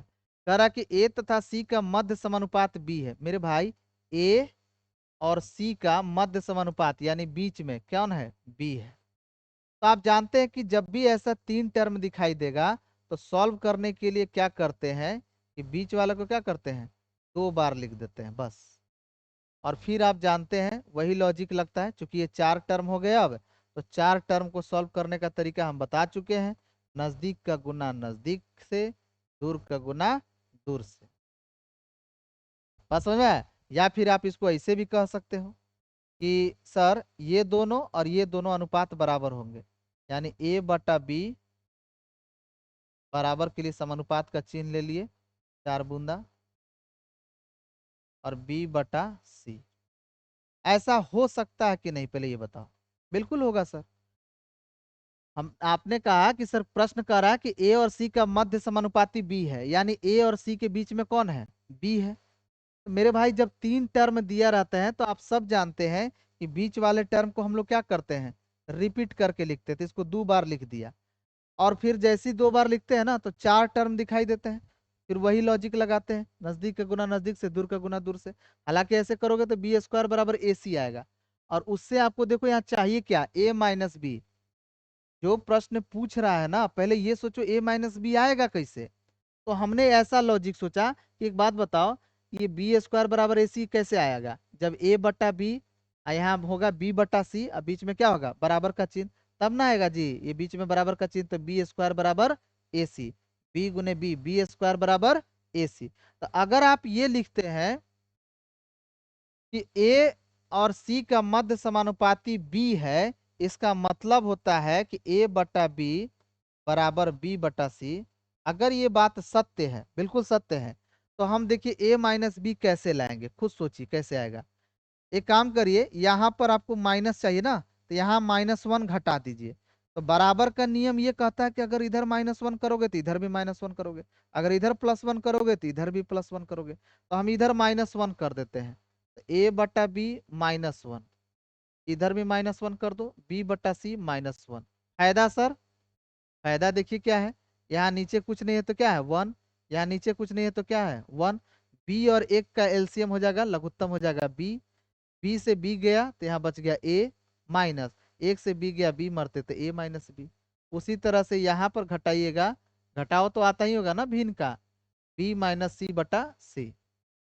घटाओ भी नहीं आ रहा क्या, घटाओ तो आता ही है। तो ए माइनस बी बटा बी बराबर बी माइनस सी बटा सी। बोलो यहाँ तक किसी को कोई दिक्कत है? हाँ, नहीं ना, फिर से देखिए, ए तथा सी का करा के मध्य समानुपाती बी है, ए और सी का मध्य समानुपाती बी है, यानी बीच में बी है, तो आप क्या लिख सकते हैं, बीच वाला को 2 बार रिपीट कर दीजिए, तो इससे क्लियर हो जाता है कि ए बटा बी और बी बटा सी बीच में क्या होगा, बराबर, तब ना बी स्क्वायर बराबर ए सी आएगा। तो बिल्कुल सर, तो ए बटा बी बराबर बी बटा सी है, लेकिन हमको चाहिए ए माइनस बी, तो कैसे आएगा, तो इनहू -1 कर दो, इधरो -1 कर दो, तो यहाँ से निकल कर आ जाएगा ए माइनस बी, और इधर आ जाएगा बी बटा बी माइनस सी बराबर, ध्यान से देखिए, ए बटा ए माइनस बी, इसको इधर ले आओ, बी माइनस सी नीचे की तरफ, तो बराबर आ जाएगा बी बटा सी। कहोगे दोनों एक है कि नहीं, बिल्कुल है, देखो ए माइनस बी में सी के साथ गुना होना चाहिए, हो रहा है, और बी माइनस सी के साथ बी में गुना होना चाहिए, तो हो रहा है। यानी ए माइनस बी बटा बी माइनस सी का मान मेरे भाई आ गया कितना, बी बटा सी। लेकिन आपको ए माइनस बी बटा बी माइनस सी नहीं चाहिए, उसका पावर 3 चाहिए, यानी क्यूब चाहिए। तो अगर इसको पावर 3 करोगे तो एकरो पावर 3 कर देना, और इसको पावर 3 करोगे तो एकरो पावर 3 कर देना, यानी इसका आंसर हो जाएगा बी क्यू बटा सी क्यू। एक कहिएगा कि सर ऑप्शन में है ही नहीं बी क्यू बटा सी क्यू, तो एक बात बताओ, बी को क्या लिख सकते हो, बी को क्या लिख सकते हो, ए लिख सकते हो, और सी को क्या लिख सकते हो, बी लिख सकते हो। यानी आप इसको ऐसे भी कह सकते हो कि बी को अगर आप ए लिख सकते हो तो ये हो जाएगा ए क्यू, और मेरे भाई सी को अगर आप बी लिख सकते हो तो ये हो जाएगा बी क्यू। तो आपका आंसर हो जाएगा ए क्यू बटा बी क्यू, ये हो जाएगा ऑप्शन है। मैं लास्ट क्लास में भी आपको समझाया था कि कुछ क्वेश्चन ऐसे होते हैं, वो उससे आपका रिजल्ट प्रभावित नहीं होता है, अगर वो आपसे नहीं बना तो कोई फर्क नहीं पड़ता है, क्योंकि वो सबसे दिक्कत होता है, उन्हीं में से ये क्वेश्चन है। मैं तो इसलिए बना दिया कि मुझे पहले ये क्वेश्चन एक बार मिल चुका है, तो मैं बना दिया, क्योंकि ये शायद पूछा हुआ क्वेश्चन है, 1 से 2 बार अन्य सेट में मुझे ये मिला, तो मैं ऑलरेडी इसको बनाया हुआ था, तो मुझे कोई दिक्कत नहीं है। उसी प्रकार आप एक बार पढ़ लिए तो फिर वैसे भी एक बात ध्यान रखिएगा, पेपर में मेरे भाई आप रिजल्ट तभी दे पाइएगा जब हर तरह के क्वेश्चन आप बनाए हुए रहिएगा। अगर आप ये सोचते हैं कि एग्जामिनेशन हॉल में हम बैठकर और कोई नया क्वेश्चन को हम डील कर लेंगे, आर्यभट्ट बनकर दिखाएंगे, आपको इस जन्म में रिजल्ट नहीं होगा, लिख लीजिए बॉन्ड पेपर पे। पेपर में जब क्वेश्चन आता है ना, इतना प्रेशर रहता है दिमाग पर, एक तो वो घड़िया जो रहता है स्क्रीन पर वो टक टक चलते रहता है, वो आउट टेंशन देता है। तो वैसी स्थिति में वही क्वेश्चन आपसे बनेगा जिसको आपने प्रैक्टिस किया है, और उसी से रिजल्ट भी होता है, समझे। हर साल पेपर में कुछ क्वेश्चन ऐसे रहते हैं, चाहे सीजीएल में हो या फिर बैंकिंग में हो, हर साल कुछ ना कुछ ऐसे क्वेश्चन रहते हैं जो सबके लिए सर दर्द होता है, तो उससे रिजल्ट नहीं रुकता है। हमारा मकसद ये है कि जो सबको पता है ना, वो आपको पता होना चाहिए। इसीलिए 350 के आसपास हर चैप्टर में हमने ऑफलाइन बैच में भी करवाया, और ऑनलाइन भी अब स्टार्ट कर दिया यूट्यूब पर। तो जितने इतना ज्यादा क्वेश्चन क्यों करवा रहा हूँ, ताकि भारत के जितने भी प्रतिष्ठित शिक्षकगण हैं, सबका क्वेश्चन लगा डालो। क्या दिक्कत है, कुछ दिन के बाद तो मैं कह दूंगा कि फलाना सर का ये सब क्वेश्चन है भाई, चलो सब सॉल्व कर देंगे, इसमें क्या दिक्कत है। विथ ड्यू रिस्पेक्ट, जितने भी रिस्पेक्टेड शिक्षक गण है सबका क्वेश्चन है करवा दूंगा। तनिक से सब्र करो ना, कुछ दिन रुक जाओ, मजा आने वाला है। उतारो जल्दी इसको।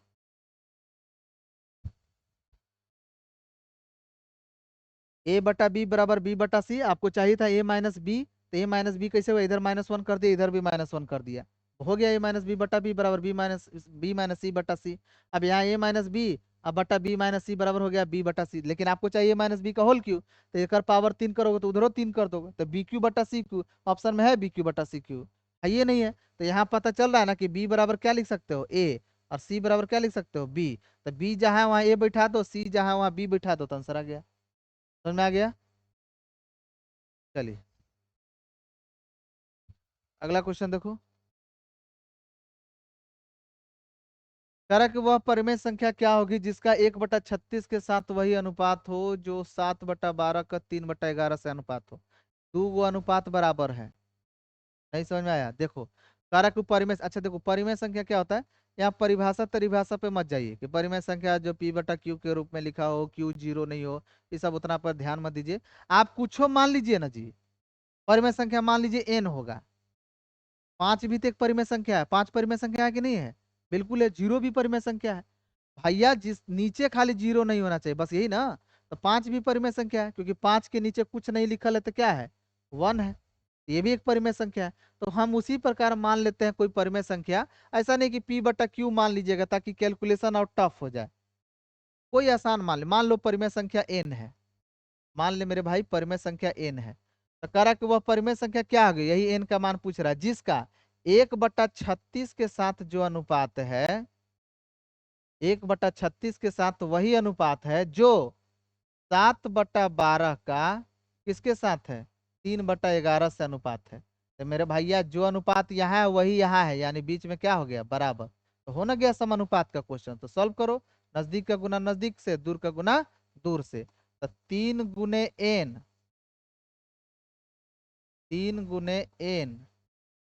बटा 11, एकरा में एकरा से गुना किए हैं, 3 गुने n/11 बराबर 7/36 गुने 12। अब सोचो, सॉल्व करो, n बराबर, n यही रह दो, n बराबर, एकरा एने ले जाओ, 7/36 गुने 12, एकरा एने उठाकर फेंको, एने चला जाएगा 11, और ये गुण इधर वाला इधर चला जाएगा, इधर 3, सही है, गलती कर रहे हैं क्या, कट नहीं रहा है,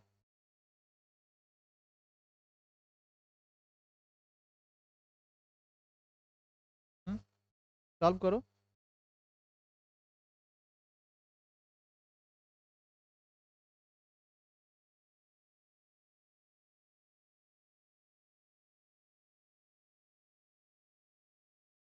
n/1/36 बराबर 7/12 अनुपात 3/11, तो 3/11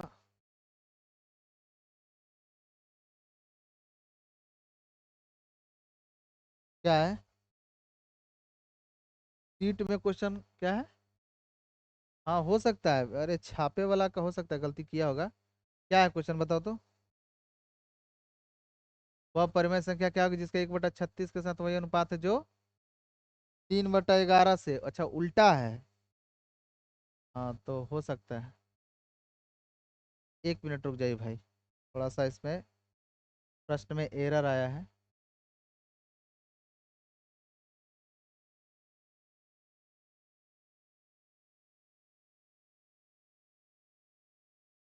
बताना क्या है, वह परिमेय संख्या क्या होगी जिसका 1/36 के साथ वही अनुपात है जो,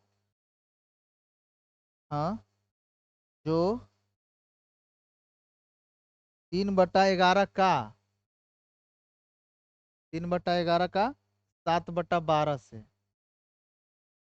अच्छा ठीक है, कर देते हैं, यहाँ 3/11 होना चाहिए, यहाँ 7/12, 3/11 का 7/12, क्वेश्चन में थोड़ा सा गलती था, करा कि वह परिमेय संख्या क्या होगा, मान लो एन होगा, इसका 1/36 का जो अनुपात है ना, वही 3/11 के किसके साथ है, 7/12 से है। तब ये नजदीक का गुना नजदीक कर लो और दूर का गुना दूर से करो। तो इसको इसमें गुना करोगे मेरे भाई, तो 3 × 1 यानी 3/36 × 11, 3/36 × 11, ठीक है ना, बराबर n × 7/12। 12 से देखो तो कट जाएगा, 12×3 = 36, 3 से 3 गया, और n इधर आ गया, ये सॉरी 7 इधर आ जाएगा, इधर है ना गुना में है, इधर आ जाएगा, तो 11 × 7 यानी 77। n बराबर हो जाएगा 1/77। बताइए, यहाँ पर थोड़ा सा चेंजिंग था, टाइपिंग एरर था, इसलिए कट कट नहीं रहा था। 1/77, कोई दिक्कत है इसमें? दिक्कत नहीं होना चाहिए, बस केवल कैलकुलेशन में दिक्कत है। अच्छा देखो, हमने n परिमेय संख्या माना था, आ गया ना आंसर 1/77 p/q के रूप में। ऐसा नहीं है कि इसको मान लीजिए p/q तक ताकि आपको कैलकुलेशन टफ हो जाए। जब भी ऐसा क्वेश्चन आए ना और बोले कि वो परिमेय संख्या का, तो मान लो ना परिमेय संख्या भाई n है, z है, x है, बस वही निकाल लो, अपने आना होगा तो आंसर आ जाएगा p/q के रूप में। चलिए आगे देखिए, करा कि 8, 21,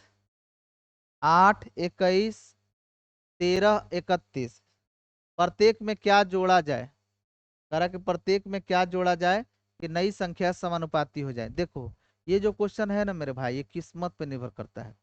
किस्मत मतलब इसको जब भी हम बनाते हैं तो ऑप्शन से ही बनाते हैं तो बेहतर है। तो जब हम ऑप्शन से बनाते हैं, तो मान लीजिए कि कोई लड़का ने ऑप्शन ए चेक किया और तुरंत ही निकल गया, तो उसकी किस्मत ठीक है। और किसी ने मान लीजिए कि बी चेक किया, हम तो हमेशा रिकमेंड करेंगे ऐसे क्वेश्चन को, जब भी ऐसा क्वेश्चन दे जाए कि क्या जोड़ा जाए, कि जैसे इसने कहा कि 8, 21, 13, 31, इस समय क्या जोड़ा जाए, तो हमेशा ट्राई कीजिएगा, जानते हैं क्या, ए तो पहले आंसर नहीं होगा। ज्यादातर आप ट्राई कीजिएगा या तो बी या सी लगाकर चेक करिएगा। जैसे देखिए मैं आपको बता रहा हूँ, ये कह रहा कि 8, 21, 13 और 31, ये प्रत्येक में का जोड़े। तो मान लीजिए कि जैसे मैं मान लो तुक्का लगा रहा हूँ, चलो सी जोड़ते हैं, ऑप्शन सी, प्रत्येक में हम 5 जोड़ते हैं।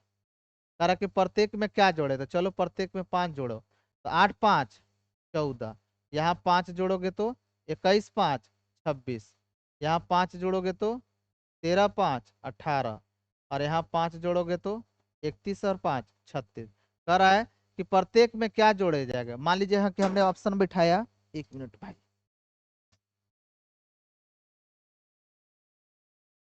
मान लीजिए कि हमने कहा कि ऑप्शन सी बैठाते हैं कि प्रत्येक में 5 जोड़ेंगे, तो क्या जो प्राप्त होता है नई संख्या उस समानुपाती होती है। क्वेश्चन कर रहा है कि 8, 21, 13, 31 प्रत्येक में क्या जोड़ा जाए कि नई संख्या समानुपाती होती है। तो मेरे भाई ऑप्शन से बैठा कर देखिए, जो संख्या आती है क्या ये समानुपाती है, मतलब इसका अनुपात और इसका अनुपात क्या बराबर है, तो चेक कर लीजिए। तो या कि सर देखते हैं क्या,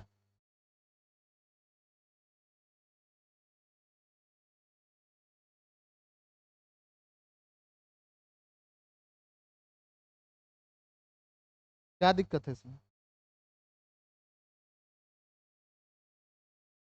13, 5, 18, 31 और 5, 36 चेक करके देखते हैं, जरूरी थोड़ी कि सी आंसर हो। हम चेक करके देखते हैं कि जोड़ने के बाद क्या जो संख्या प्राप्त हो रहा है वो समानुपाती है कि नहीं, मतलब इसका अनुपात और इसका अनुपात बराबर आ रहा है कि नहीं। इसमें देखो 21 और 5, 26। अच्छा ये बतिया साफ साफ कहीं नहीं बोला था, 8, 5, 13, 8, 4, 12, 13, हाँ ठीक है। तो इसका देखो, तो इसका अनुपात कितना हो जाएगा, 13। इन दोनों का अगर अनुपात निकालिएगा तो ये हो जाएगा 13 से 1 मरते, और 13 से 26 गया 2 मरते, यानी इसका अनुपात है 1:2। अब अगर इसका अनुपात निकालोगे तो 18 से 1 मरते, और 18 दूनी 36, 1:2। हाँ सर बिल्कुल सही है, इसका अनुपात और इसका अनुपात बराबर है, यानी दोनों संख्या आपस में समानुपाती हो जा रही है, यानी जो हमने सोचा बिल्कुल सही है। समझ में आया? फिर से समझिए, देखिए, अरे बड़े हलवा जैसा क्वेश्चन है। 8, 21, 13, 31 प्रत्येक में क्या जोड़े की संख्या समानुपाती हो जाए। तो चार ऑप्शन में से ही ना कोई होगा जी, तो जोड़ कर देखिए। तो हमने बोला ना कि ज्यादा कोशिश करिएगा ना, कि ए और डी को तो खैर लेना ही नहीं है, कोशिश करना कि बी और सी में ही कोई पहले बैठा कर चेक करिए। अब किस्मत एकदम क्या मैं कहूँ बेकार होगा तब तब मान ली ये आंसर हो सकता है। लेकिन मान कर चलना है कि ए नहीं देता है, बी या सी को चेक करके देखिएगा। जैसे मैंने सी चेक कर लिया, तो सी चेक किया कि प्रत्येक में देखो तो क्या, तो 5 जोड़ने के बाद जो संख्याएं आती हैं, ये नई संख्या 13, 26, 18, 36, क्या ये आपस में समानुपातिक है? समानुपातिक मतलब ई दोनों का अनुपात और ई दोनों का अनुपात क्या बराबर है? बिल्कुल है सर, 1:2 है। इसका मतलब हमारा आंसर हो गया सी। ऐसा ही एक और आता है कि क्या घटाया जाए। जैसे देखिए ये है 3, 5, 6, 7, प्रत्येक में कौन सी संख्या घटाएं कि प्राप्त संख्याएं समानुपाती हो जाए?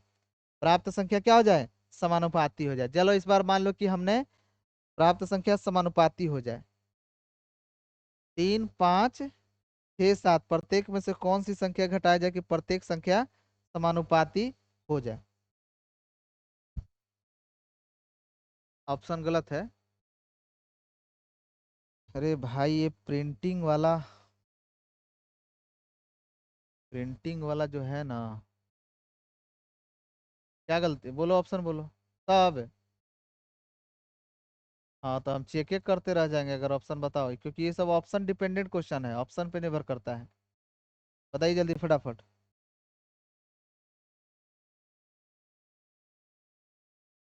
पहला क्या है? 7। ए है 7। बी बताइए। बी है 9। सी है 6। और डी है नन, इनमें से कोई नहीं।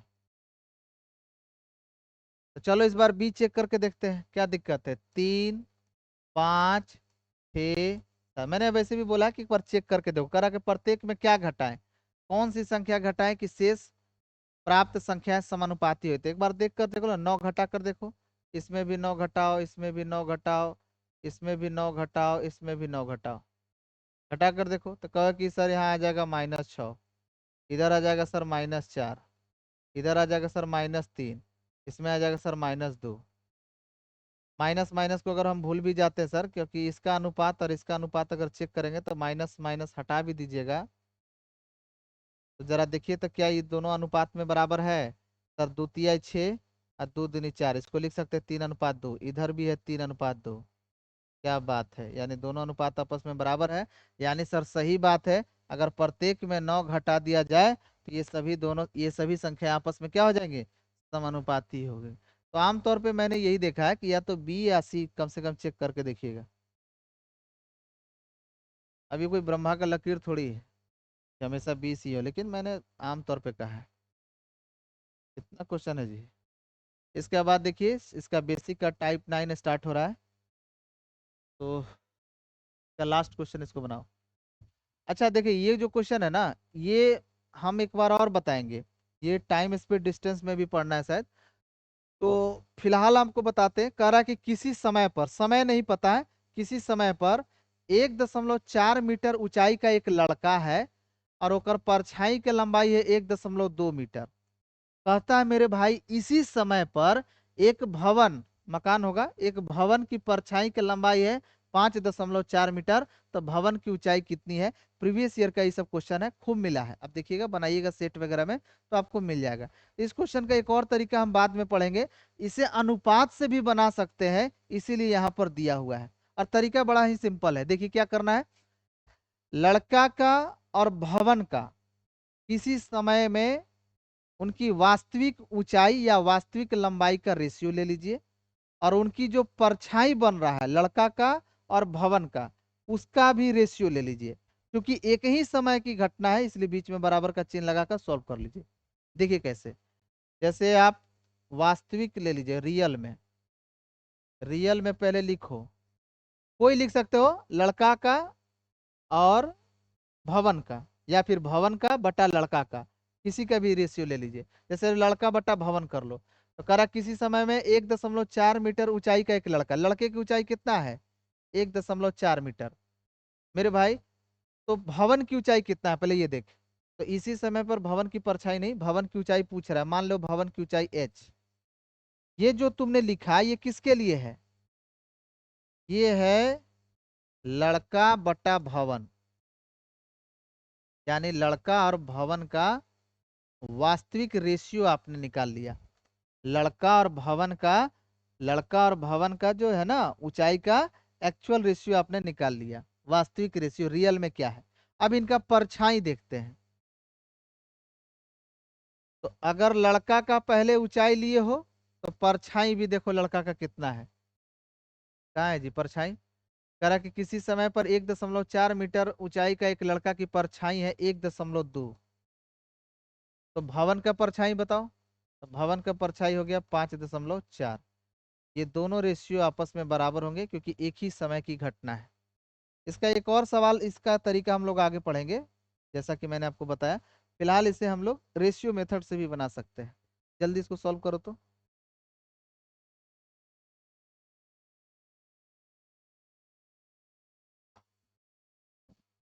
फटाफट करिए जल्दी।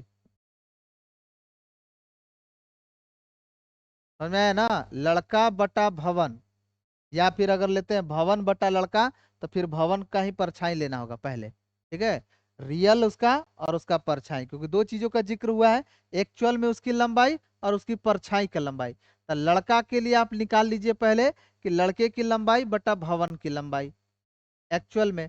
अब फिर परछाई की बात करते हैं, लड़के की परछाई बटा भवन की परछाई। और ये चूंकि एक ही समय की बात कर रहा है, कह रहा है कि किसी समय पर 1.4 मीटर ऊंचाई के एक लड़का की परछाई की लंबाई इतना है।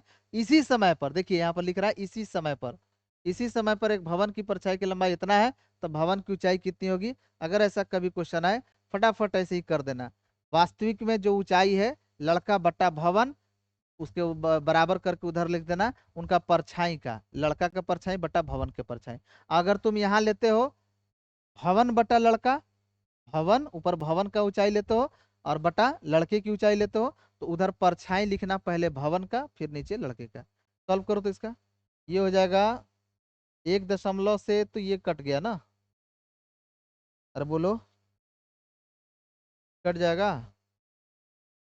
इधर गुना कर दो तो 12 गुने h बराबर 54 गुने 14, 1.4। तो दशमलव हटाओगे तो नीचे हो जाएगा 10। काटो 6 से। हम्म,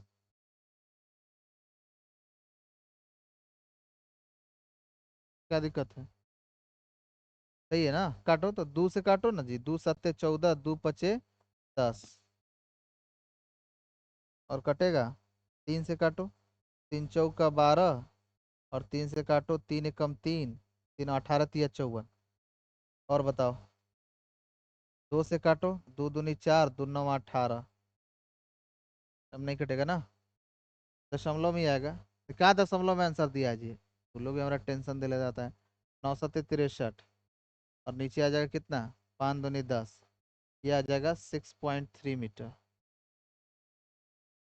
C4 चाइना। बना लोगे ना ऐसा क्वेश्चन?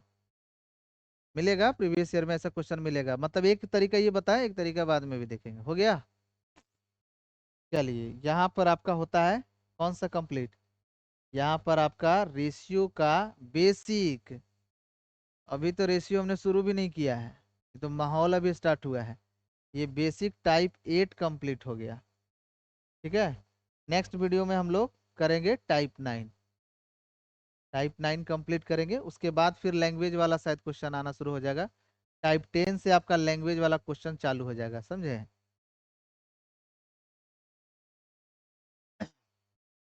तब जाकर बेसिक आपका कंप्लीट होगा। लिख लिए? चलिए यहीं पर रहने देते हैं। जय। स्टॉप करो।